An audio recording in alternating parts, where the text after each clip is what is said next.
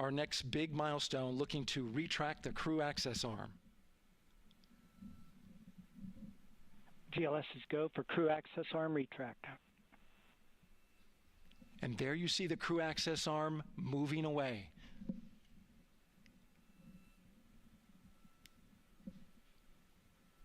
That's the path that the astronauts took to ingress into the rocket.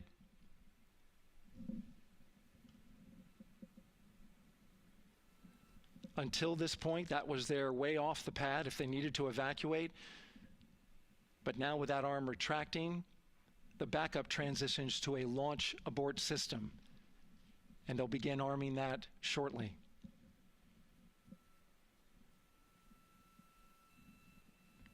Of course, the launch abort system, great shot there of the crew access arm retracting away. The launch abort system is the tower at the top, and that's what would pull Orion and its crew off the top of the rocket in case of an emergency, whether it's on the ground or in flight. This is critical safety hardware that protects the lives of the astronauts.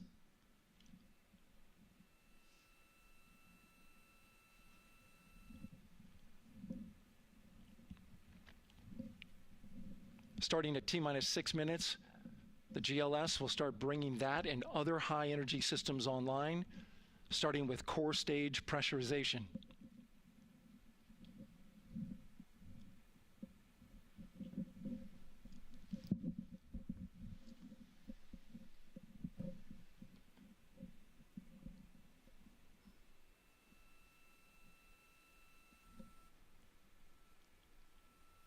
Weather is 90% go. The range is go. All systems are go.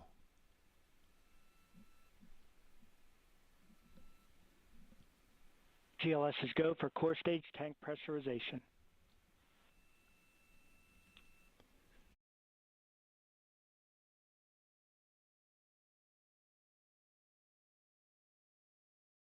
That means the replenish valve for the liquid hydrogen tank has now been inside the tank. We'll get the liquid oxygen tank a little later in the count. Now the team is waiting for verification that, if needed, the Artemis II crew could use the launch abort system to pull Orion safely off the top of the rocket in an emergency. Let's listen in for that call. GLS verifies last capability available. And CDR, do you copy? CDR copies, last available. That's great news, and you heard the NTD verify that with the commander of the mission. GLS is go for FTS arm. Now work is being done to arm the flight termination system. This is so the range safety can send a flight termination command if the rocket flies too far off track. There's a brief built-in delay, so the launch abort system has time to pull the astronauts to safety first. GLS is go for LH2 high flow bleed check. All right, the high flow bleed check. So the cryo team gets verification that the RS-25 engines, all 4 of them, are in the proper temperature range for launch.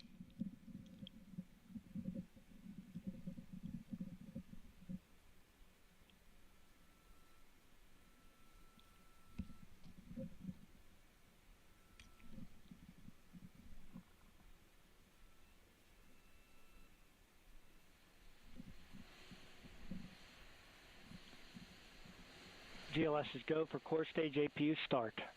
Core stage APUs start. Those are auxiliary power units, high-speed turbines which provide pressure to hydraulic pumps that steer the RS-25 engines. We're going to see a gimbal test a little later at T-minus 2 minutes and 30 seconds. This is what allows that to happen.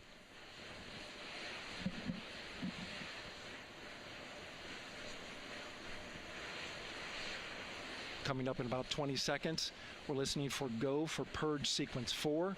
That's a helium purge of the 4 core stage engines downstream of the propellant valve.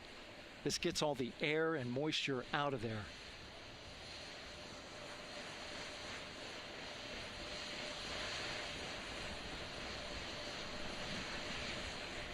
GLS is go for purge sequence 4. Moving through the milestones. All is looking good.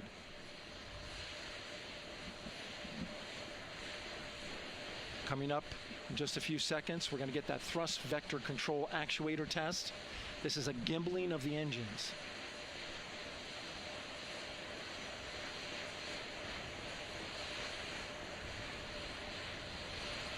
There are the 4 RS-25s, 3 of them Shuttle Heritage, 1 of them built from shuttle parts.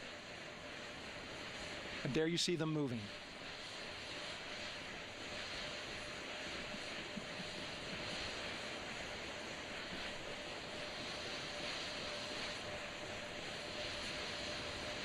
Now we're going to start moving the power from both the upper stage and the lower stage of the rocket to internal, taking ground power away and now going to battery power. GLS is go for upper stage to internal power. All right, power is removed from the rocket's upper stage, the ICPS, and it's been switched to battery. Same milestone for the lower core stage coming up at T-minus 1 minute and 30 seconds. Right now, the 4-person Artemis II crew is 248,000 miles away from the moon.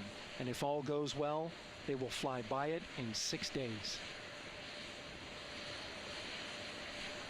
GLS is go for core stage to internal power. All right, there's the rocket's core stage, which houses 3 flight computers, is now on its own power. There's no more hold time because there's no more margin on these batteries. So we would have to recycle back to T-minus 10 to recharge if we had a hold.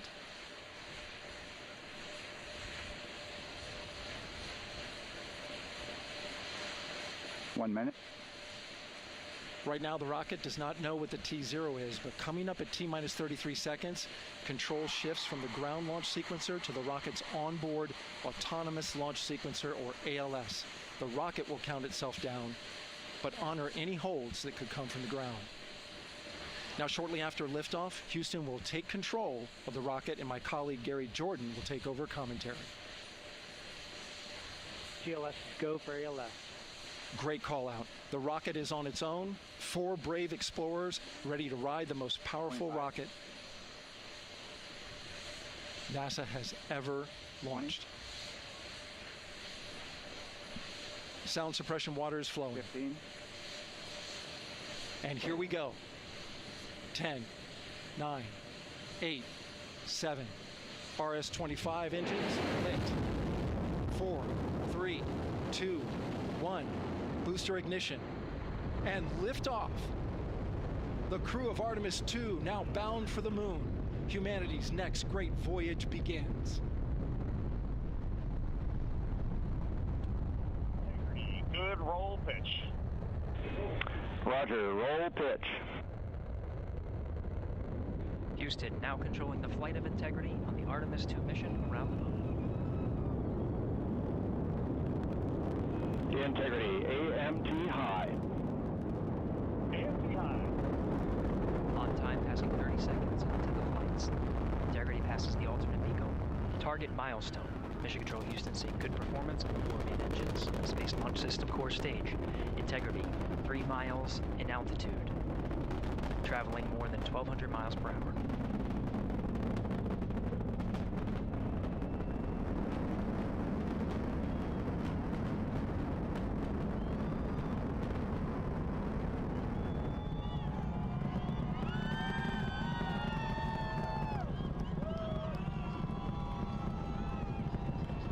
Mission elapsed time, passing 1 minute, approaching max Q.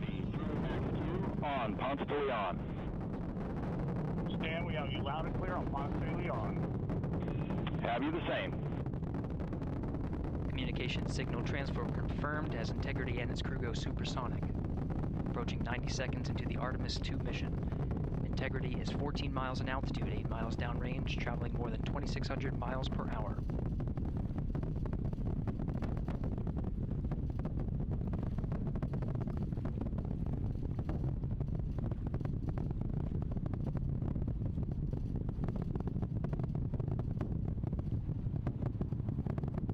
1 minute 50 seconds of mission elapsed time. Standing by for main engine throttle down to 85%, ahead of solid rocket booster separation, expected at the 2 minute 9 second mark. We see throttle down.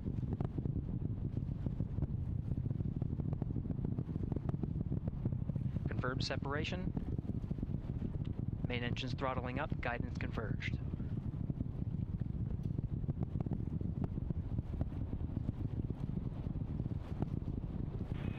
Integrity, guidance converged, performance nominal, upper stage RCS ready. Copy all, Stan. Integrity, SM priming complete. SM priming complete. 2 minutes 45 seconds of mission elapsed time into the Artemis 2 mission. Thrusters on Integrity and upper stage confirmed in a ready state, ahead of service module fairing separation.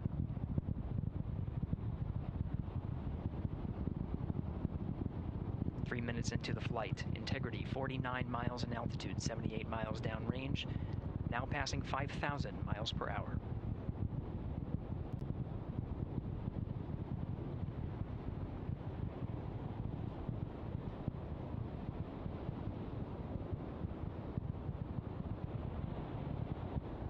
Standing by for launch abort system jettison. Houston Integrity, good last jettison, great view. Copy jettison, Team Eco 8+02. We see the same on board, Stan. And Houston has you loud and clear on Tidris at the Kármán line. Outstanding, Stan, we have you the same. 3 minutes 50 seconds into the flight of Artemis 2, Wiseman, Glover, Cook, and Hansen cross the boundary to space with good comm checks. GPS signals acquired after last jettison now working on internal checks to verify accuracy. Flight Dynamics Officer analyzed the time of main engine cutoff, confirmed at 8 minutes 2 seconds, time of MECO.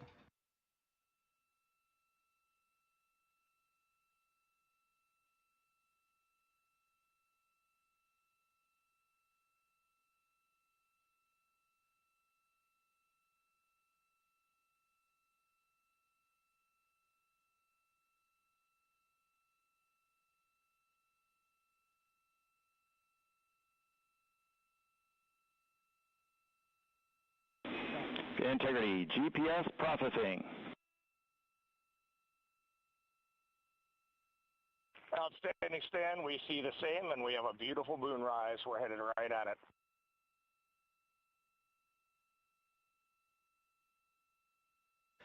Approaching 5 minutes into the flight, Commander Reed Wiseman confirms he has visuals of his destination. GPS guidance, navigation, and control software finishes internal checks and sends to navigation channels. Integrity, 3 engine press. 3 engine press. On time, now passing 5 minutes 20 seconds of mission elapsed time into the Artemis 2 mission. At this point, 3 good main engines are all that's needed to carry Integrity to a nominal main engine cutoff target. Though at this time, we're seeing 4 good engines here in Mission Control Houston. Integrity, 75 miles in altitude, 330 miles downrange, approaching 10,000 miles per hour.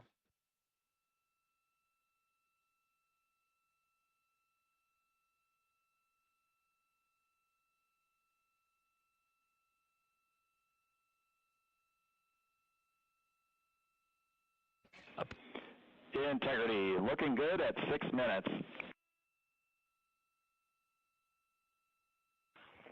Same on board, Stan. Good trajectory and engine performance. Booster officer will soon report the shutdown plan to Flight Director Judd Friedling, expected at the 7-minute mark.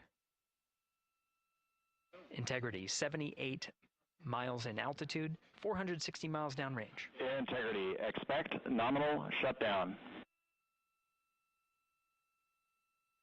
Integrity copies nominal shutdown.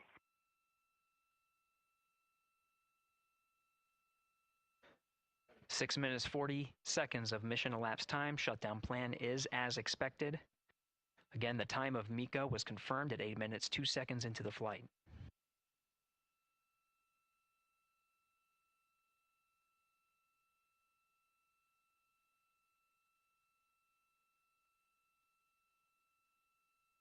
7 minutes of mission elapsed time.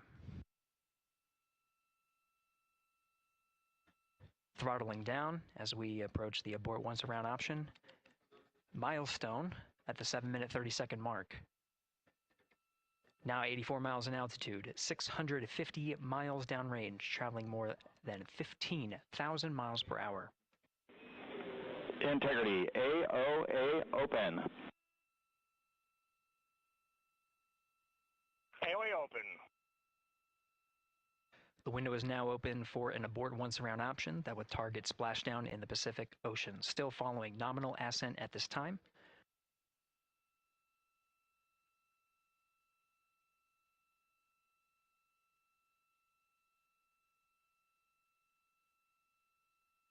About 10 seconds remaining until the main engine cutoff of the Space Launch System core stage. Standing by for confirmation of MECO and core stage separation.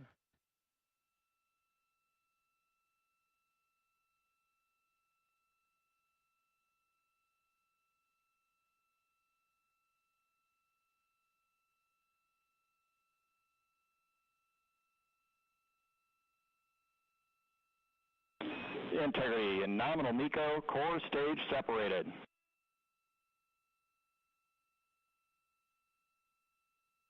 We see the same on board, Stan.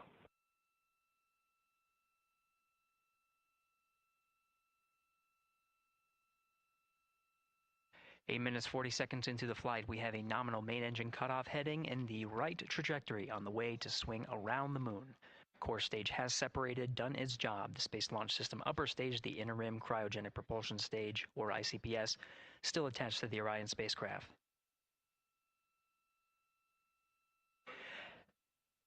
Nine minutes of mission elapsed time. Integrity crew of Reed Wiseman, Victor Glover, Christina Cook, and Jeremy Hansen now in orbit around the Earth at the beginning of their journey to the moon.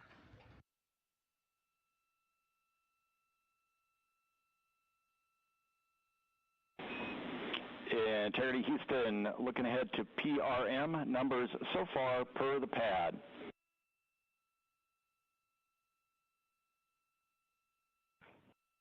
Copy that, Stan. Numbers for the pad.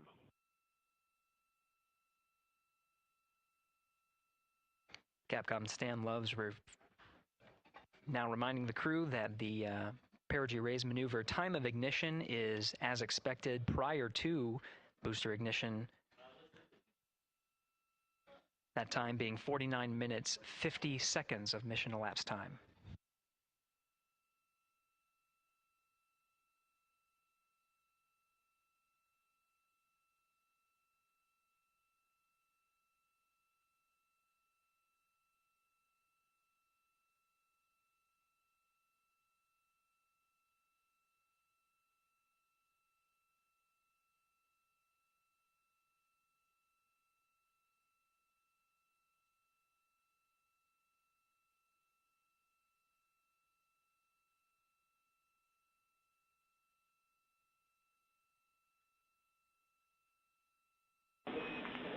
Integrity, good. NEDS deploy.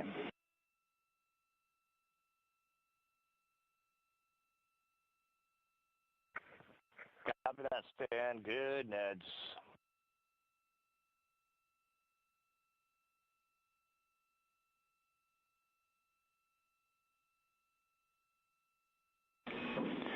And Integrity Houston for PWD setup. Just a reminder, halfway open on the secondary.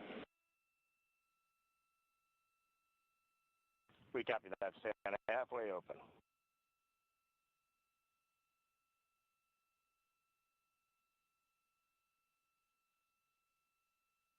Passing 11 minutes of mission elapsed time.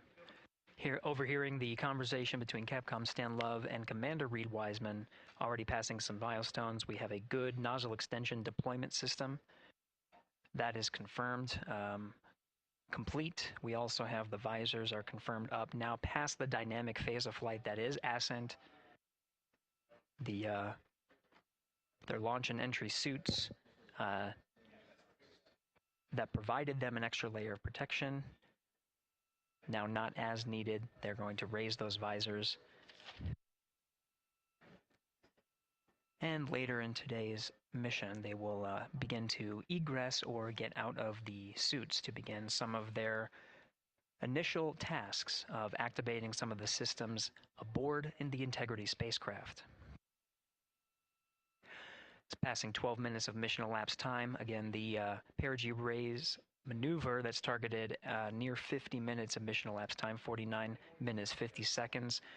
That's what the crew is going to be working towards. The Commander Reed Wiseman pilot Victor Glover will focus on preparing for that milestone. In the meantime, mission specialists Christina Cook and Jeremy Hansen will start some of the activation of environmental control life support systems. You may hear confirmation of their activation over the Orion to Earth communication network.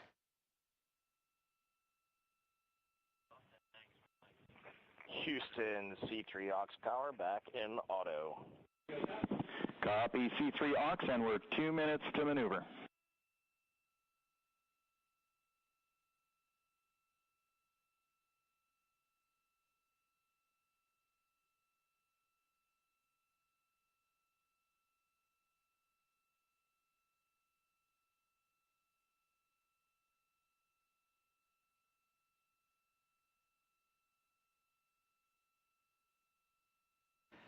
"13 minutes and 30 seconds of mission elapsed time. We're going to continue to follow the crew of the Artemis 2 mission.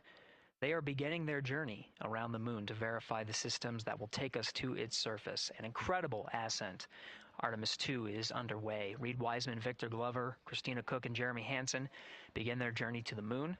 Still milestones to come up as we await solar array deploy and the critical burns that will get Integrity into high Earth orbit around the Earth before engines are fired to get us around the moon.